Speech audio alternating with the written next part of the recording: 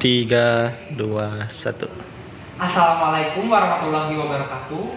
Perkenalkan, nama saya Tario, mahasiswa Sekolah Tinggi Teknologi Bandung, program studi Teknik Informatika, semester 7 di NPM saya di 2055 2011 139.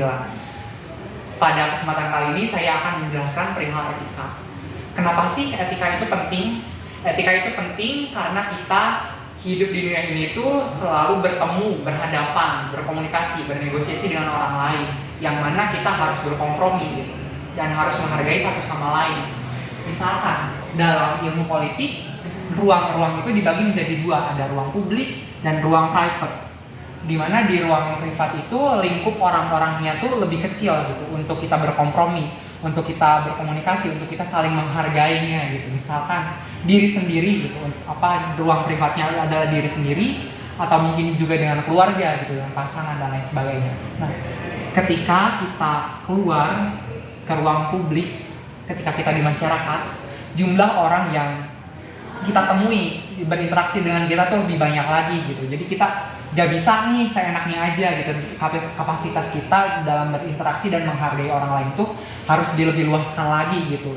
Soalnya ya jumlah orangnya semakin banyak gitu, dan ketika kita balik lagi ke ruang private, kita tuh bisa seenaknya sendiri gitu. Asalkan memang di ruang private itu memang ranahnya kita sendiri aja gitu, dan batasannya ketika kita di ruang private yang ketika skalanya 2 orang atau lebih, dan mungkin ruang publik gitu yang banyak itu skalanya massal gitu, batasannya adalah dengan tidak merugikan orang lain gitu.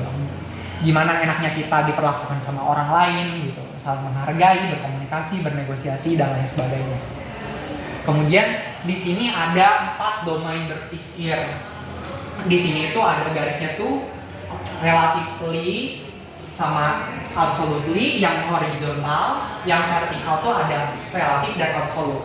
Terus di sini itu ada empiris. Empiris itu sesuatu yang semacam penelitian gitu, harus dibuktikan dulu, dan hasilnya tuh ada benar dan salah gitu. Terus ada logika.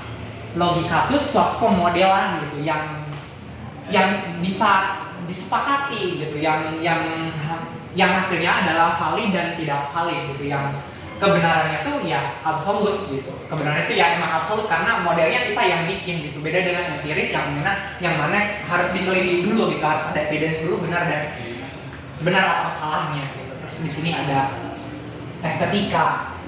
Estetika itu ada bagus dan jelek gitu. Yang mana ini tuh estetika tuh relatif gitu. Kayak relatifnya tuh benar-benar relatif banget gitu.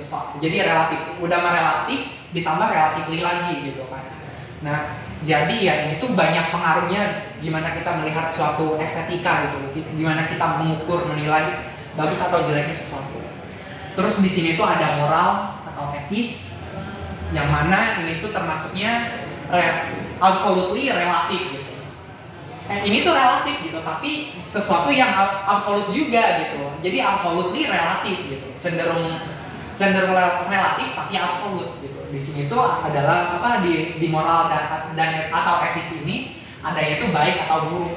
Nah, ini tuh biasanya dipengaruhi oleh nilai-nilai agama, lingkungan sosial, terus cara dibesarkan oleh keluarga.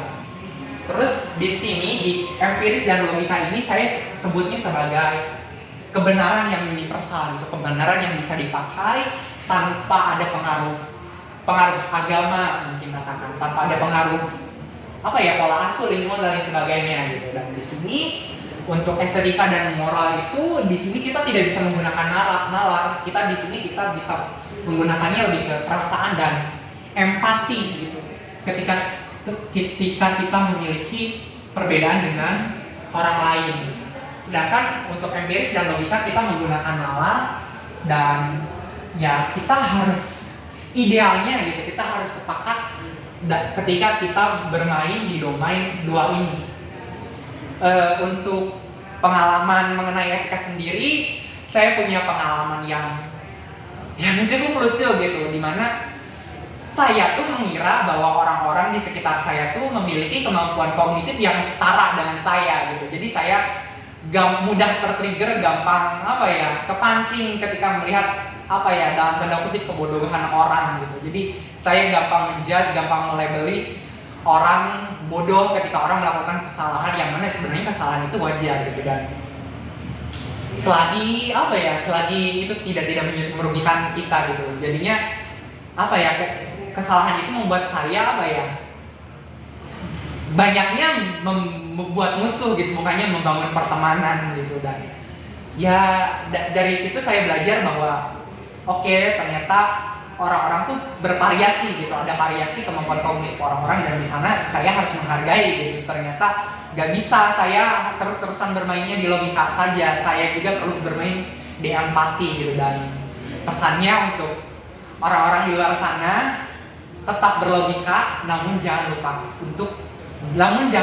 untuk tetap menggunakan hati dan empati. Sekian, terima kasih.